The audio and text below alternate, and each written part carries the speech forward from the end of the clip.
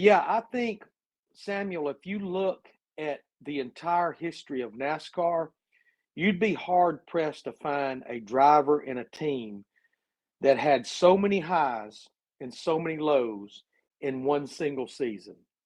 Because we won 5 races, including the Daytona 500. We dominated the All-Star race for the second year in a row.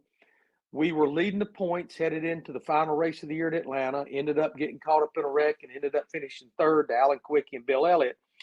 But just the other things that happened that year, we went through a period of time in the spring and early summer where we were winning one week, wrecking one week, winning one week, wrecking one week. And then one week we figured out how to do both in the same night at the All-Star race where we won, but that was the wreck with Kyle Petty at the checkered flag. Davey lost his grandfather in the spring that year.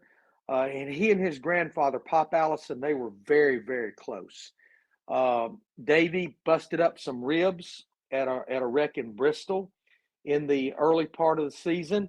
And actually, the next week, we won North Wilkesboro, but Davey barely practiced the car. Jimmy Hensley sat in for us, just trying to give Davey as much healing time as possible.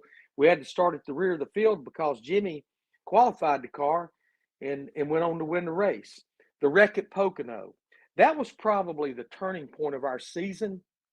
I know a lot of people say we lost the championship at Atlanta when we got caught up in that wreck, but in my book, we lost it at Pocono in July because after that, Davey had to have surgery.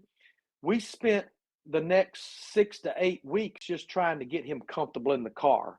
It wasn't as much about how we're running or how the car's driving. It's just making him comfortable. So I felt like we lost the championship at Pocono. His brother Clifford was killed in an Xfinity Series accident in Michigan. There has never been, in my book, a driver and a team that went through so much. Again, a lot of highs, a lot of wins, a lot of success, but man, the lowest of lows, including especially losing his grandfather and then his brother being killed at Michigan.